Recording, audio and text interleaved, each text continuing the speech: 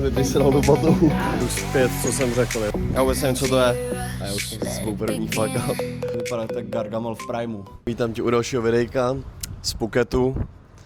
A jdem si dát rovnou ukázku ubytka rovnou, když už jsem v tom.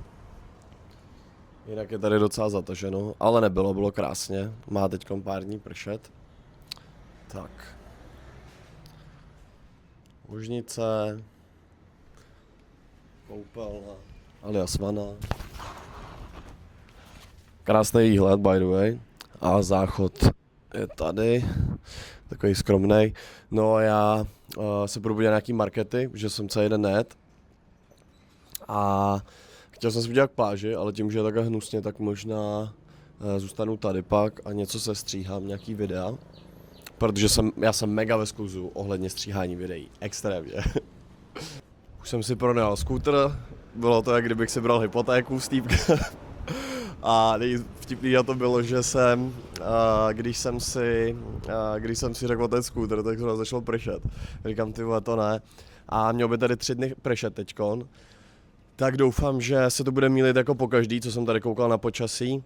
A teď se budeme společně mrknout na nějaký krásný pláže. Fakt vůbec nevím, co tady je. Takže se jdu podívat na net a vymyslím nějaký trip. Naštěstí ten ostrov není tak velký, takže bych to mohl za 3 dny stihnout celý a vidět víceméně všechno. Dal jsem si tady kafe s kokosovou vodou, tak jsem na to strašně zvědavý. Když s váma dám taste test.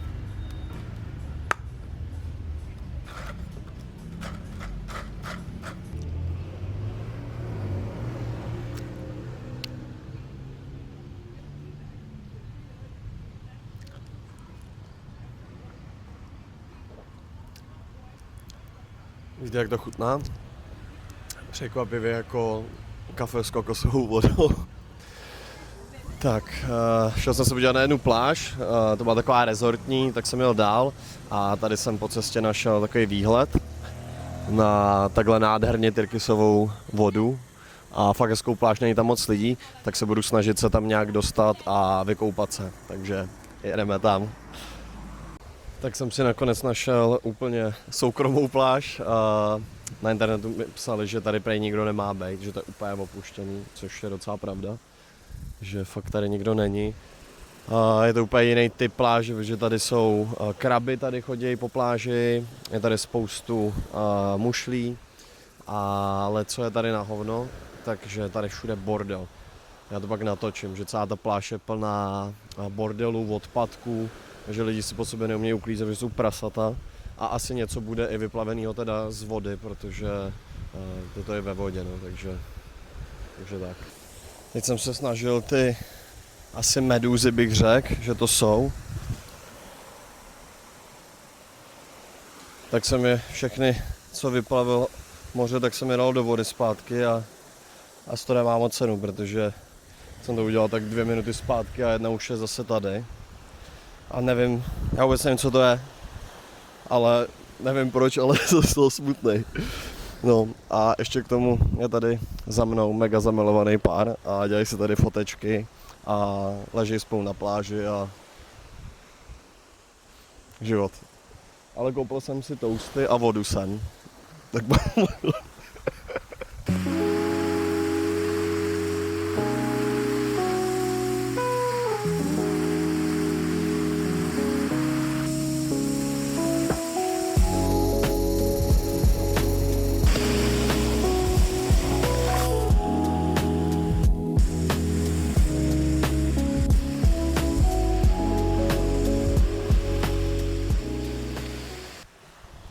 Tak, myslím si, že je na čase se vyjádřit k tomu, jaký to je vlastně cestovat sám. Teď jsem tady měsíc a hodně mi to změnilo život, vnímám věci hodně jinak. Hodně věcí jsem si v hlavě srovnal a hodně mě to psychicky posílilo, bych řekl. A ve své podstatě tady ani sám nejsem, protože furt poznávám nový lidi, udělal jsem si tady nějaký přátelé, kamarády.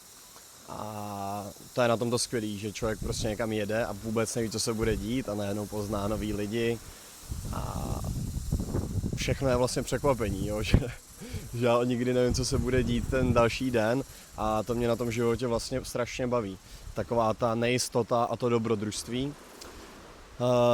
Není to asi pro každýho, bych řekl, ale pokud umíš být sám se sebou a chceš se aspoň trošku nějak poznat, tak určitě doporučuji někam zmizet sám. Je to neskutečně osobozující a doporučil bych to úplně každému, ať to zkusí, protože člověk pozná sám sebe úplně jinak, protože je v tu chvíli na všechno sám a musí si sám poradit a je to skvělý. Takže v tomhle určitě chci pokračovat. V Thajsku zůstávám ještě nějaký čas a musím si to pořádně užít, protože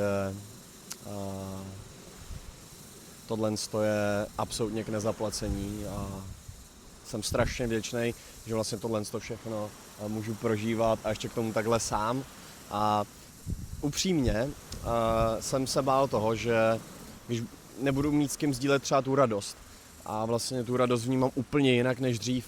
Já to vnímám silnějš, protože jak to sám prožívám a když nemusím někam spěchat a můžu na každém místě být, jak dlouho chci, tak o to je to vlastně lepší a víc si to užiju. Takže tak a naše cesta může dál pokračovat. Jestli je něco, co tady fakt miluju, tak jsou ty západy slunce. To je neskutečné.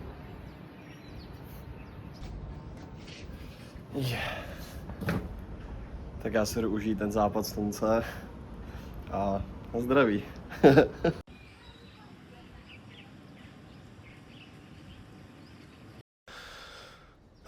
Máme před sebou další krásný den a já už mám za sebou první fuck up. Vyjel jsem na výlet a šel jsem na snídani do Sevenu, na kafe a tak. No a teď jsem se chtěl podívat na tu trasu ještě, no a najednou mi nefungovaly data. A mně nedošlo, že mi došla ten 30denní balíček, takže jsem se snažil připojit někde na Wi-Fi, ale nešlo to, protože to bylo většinou v tajštině, nebo to chtělo číslo tajský, který jsem zadal, ale prostě to nefungovalo, takže jsem musel nějak najít zpátky cestu na ubytko, zaplatit si další data a konečně můžu vyrazit, tak jenom abyste věděli, jak mi začal. A do toho jsem dvakrát ještě zmoknul, protože tady od května začíná dešťová sezóna, takže tady bude hodně pršet. Celý týden tady mělo pršet, ale vždycky prší tak 5 minut, pak to přestane a pak to nebe vypadá zase nějak takhle. Takže by to mělo být snad OK. Tak jsem na místě, na Budhovi. Otevřený to nakonec je teda. Chtěl bych podotknout, že je tady dneska strašně hezký počasí. Takový veselý, bych řekl. No, co mám na to říct?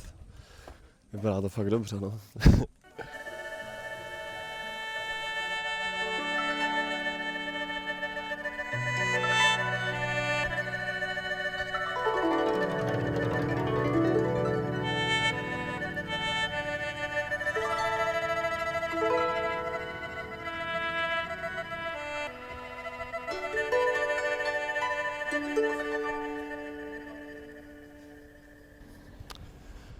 Ohledně dopravy tady, tak je to šílenější než na severu.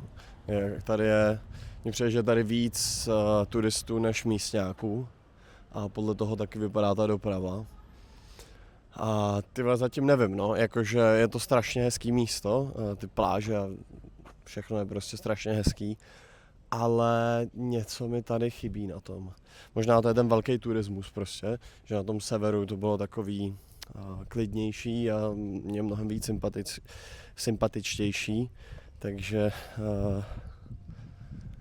za mě furt sever asi nejhezčí místo, co jsem navštívil a už teď jsem rozhodl, že se tam určitě vrátím hodně brzo v následujících dnech, protože už jsem se chtěl někde usadit, protože furt cestuju a chtěl bych už začít pořádně trénovat, ale s tím, jak furt cestuju, furt si balím věci a tak je to náročnější.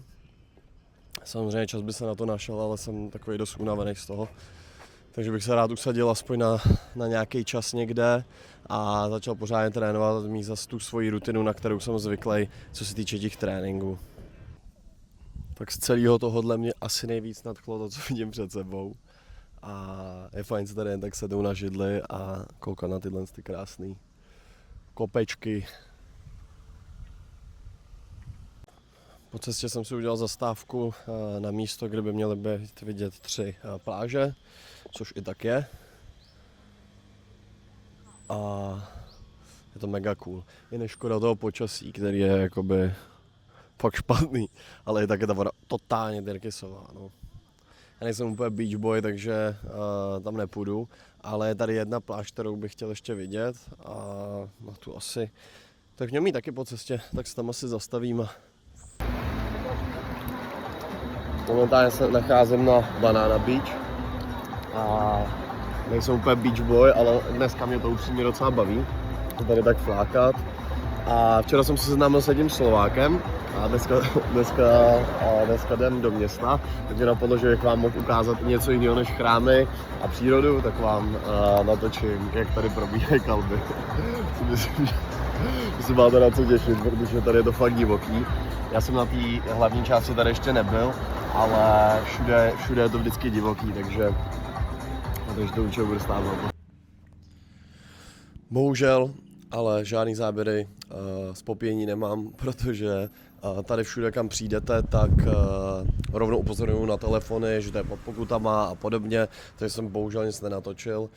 A rovnou jsem se rozhodl, že já tady mám ubytování do zítra na Phuketu, ale moc mě to tady nebere, takže jsem si koupil letenku do Chiang Mai, letím zpátky na sever, kde jsem se cítil nejlíp a tam nějaký čas chci zůstat, chci pořádně trénovat a tak, prostě na co jsem zvyklý. Chtěl jenom dodat, že je tady spoustu ostrovů okolo, Phi Phi, Krabi, Samui, ale já nějak vnitřně cítím, že mám jít zpátky na sever. A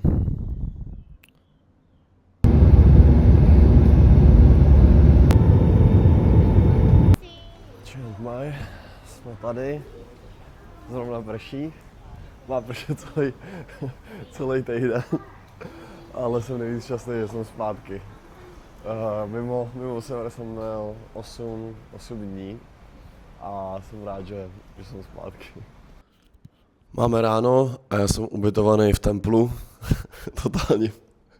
To čelo má tak 3 metry. Ale teď jsem půl hodiny zprovozňoval mikrofon a začíná mi tady trošku zlobit technika. Zlobí mi mikrofony, zlobí stabilizátor, který se občas prostě vypne sám. Přesně jako teď třeba.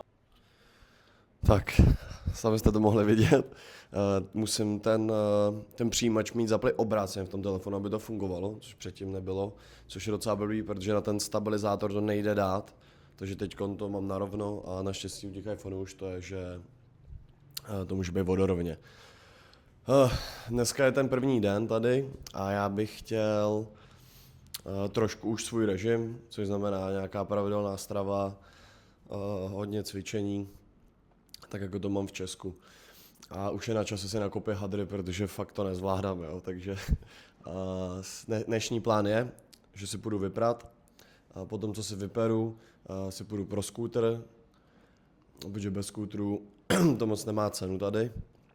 A pak bych chtěl nakoupit nějaký oblečení, kšiltovku, potřebuju pantofle a v 4:30 mám trénink a potom nevím, co vymyslím. Podle mě to budu stěhat jen tak s tím tréninkem, takže ještě něco budu kupovat potom. No a možná bych se dal klidnej večer, protože potom po tom divokým jihu a po tom Songranu bych fakt chtěl mít nějaký klidnější období.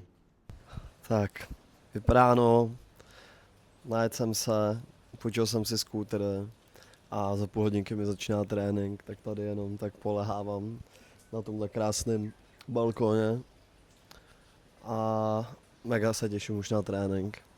A hlavně se taky těším na to, až si dneska koupím čepici. Včera, když jsem šel po trhu, tak jsem si tam jednu vybral, tak si ji budu koupit. A potřebuju nějaký pantofle a tak a jsem úplně zoufalý s těma hadrama, no. Mám po tréninku, bylo to skvělý a byl jsem na skupinovce a byli jsme tam jenom 2, takže se nám hodně věnovali, což bylo super. A zítra ráno pokračujeme, teď se jdu najíst a jdeme nakupovat. Bych se měl asi ostříhat. Začínám vypadat... No už to není, co to bývalo, no. Pomalu začínám vypadat tak Gargamel v Primu. Takže přemýšlím, že to schodím na strojek. Protože tady je strašný horko a... Asi fuck it, no. Tak mé oblíbené obchody mají ještě zavřeno sídlem, tak jsem šel tady k pánu, kterého jsem už byl, má to taky dobrý, ale chtěl jsem se dát dneska polívku. Ale zandal jsem pataj s freshem a dal jsem za to něco okolo 80 korun. Potom, co se najem, tak už jsem ready na ty obchody. Jsem se byl podívat v Adidasu, ve Vancu a tak. A jelikož v Thajsku mají hodně rádi fotbal, tak ten Adidas byl hodně do fotbalu, což není úplně moje parketa, ale teď tady vidím, teď jsem tady našel něco, kde by to mohlo být zajímavý. Tak tam snad něco najdu. Jsem teď v nějakém obchodním domě kousek od toho night marketu. A jestli tady nic neseženu, tak jdu prostě na trhy a tam si vyberu něco. Tak jsem klasicky nic nevybral, takže jdu na trhy se podívat. Tak už jsem konečně něco pokoupil. Pak vám všechno samozřejmě ukážu. Moc jsem toho nekoupil, tak uvidím, jestli ještě něco nakoupím, protože je tady 10:45, což tady vlastně nic neznamená.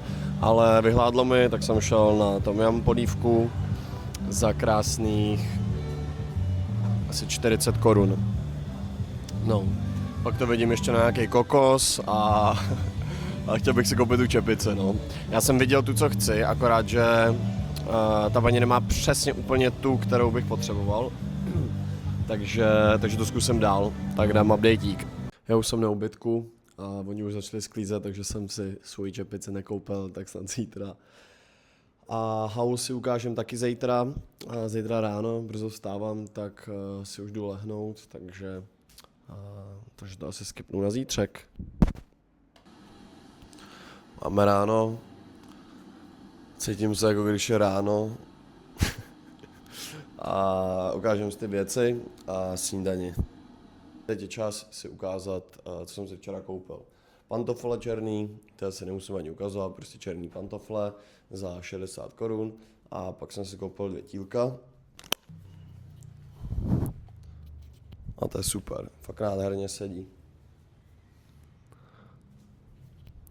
No a nevypadá v tom tak strašně hubeně, takže to. A to druhý je takový volnější, ale strašně se mi líbilo. A to mi přijde super taky. No, takže tohle je můj včerejší kup. Víc jsem toho nekoupil. Dneska mě čeká pokračování v nákupech. A dneska už chci tu čepici. Tak já rozbalit a jdu na trénink a dneska se budu teda snažit aspoň něco natočit. Ale uvidím. Tam je to hrozně, mě to je tam blbý točit, takže zkusím zase opřít telefon a uvidíme, co z toho bude. Let's go. Jsem na trénu a nějaký pták se mi vysral do batohu a na věci.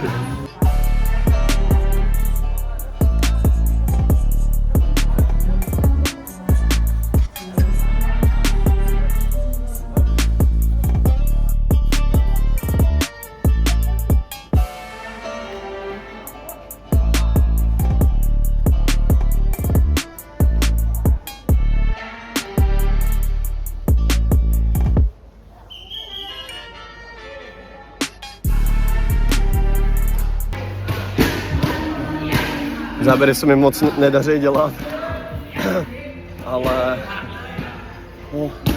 je to náročný v tom horku. Ale nejlepší start dne jít na trénink. Jsem po sprše a teď jsem tady chvilku falil na mém krásném balkóně. A je 11:40, což je čas na jídlo, takže jdu na oběd a chci na výlet, protože mám celý den před sebou, tak něco vymyslím na jídle a pojedeme se někam podívat. Fakt se mega těším na nějaký výlet, protože mi tady chybí ještě nějaký lokace hezký a musím si vyměnit helmu, protože jak jsem si půjčil motorku, jak jsem si vzal moc velkou helmu a když se otočím, tak se otočí ta helma. To není úplně bezpečný, takže jdu vyměnit ještě helmu. Koukněte se na to, jak to krásně vypadá. Jsem na místě činu. na vodopádech, já nevím, jsem to předtím říkal. A mělo by se dát po nich chodit, jo. Tak to jdeme zkoušet v praxi. Jak je to tady krásný, je tady strašně přírody. A na to jsem se strašně těšil. A co jsem teda trošku posral, tak je, že jsem si nevzal plavky, že prý se tady dá koupat a že to je super, no, takže uvidíme, no, když tak tam skočím v hadrech. Totální ráj pro mě teda. Příroda, není tady tolik lidí, což jsem překvapený. Tak beru zpět, co jsem řekl, je tady extrémně lidí. Jakože extrémně. Podívejte se na to. Narvaný. Tak zkusím jít ještě níž, protože ono to má tady jakoby 4 patra, tak snad níž to bude lepší.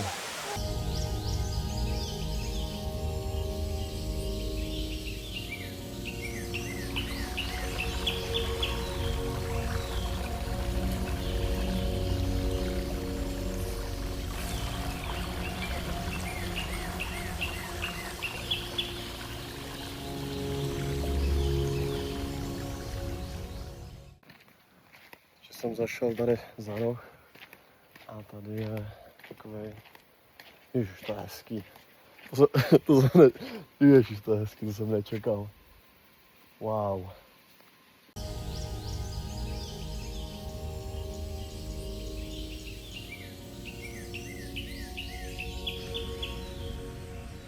Jsem na cestě do Chiang Mai, dostal jsem se na toustík, kavčovou vodu, stálo to 50 korun.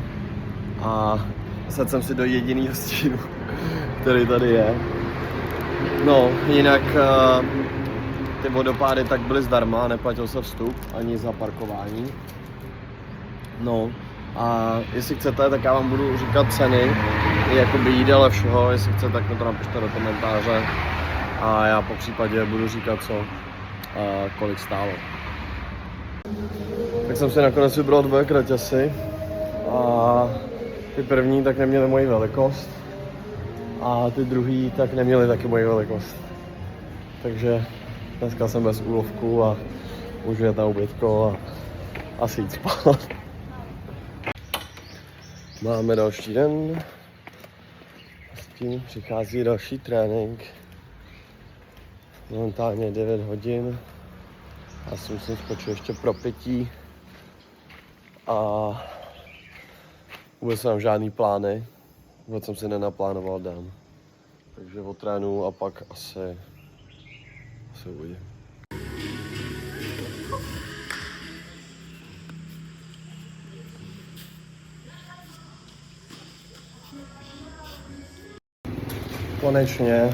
Konečně jsem si nakoupil kraťasy, které měly dokonce v mý velikosti.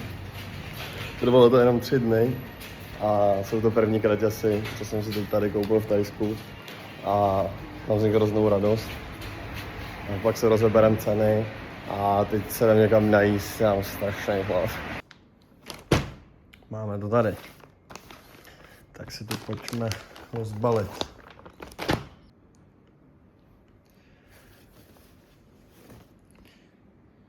Brutální jsou. Jen tak pro představu, tak za cenu, za kterou jsem je koupil, tak v Česku koupíte jedny. Takže je to o 50% levnější. Tyhle byly teda trošku dražší, protože to je halloweenská kolekce. A tohle to byla klasa za nějakých necelých 800, myslím, to bylo. Takže top, takže já jsem vybavený. Tak čepici jsem nenašel, možná v dalším videu. A teď čekám na Barbara, jdu si oholit hlavu, respektive jdu hodně nakrátko a tímhle si uzavřu tohle video, bylo docela dlouhý, co? Tak budu rád za nějaký odběr, za nějakou zpětnou vazbu a vidíme se brzy u dalšího videa. Čus.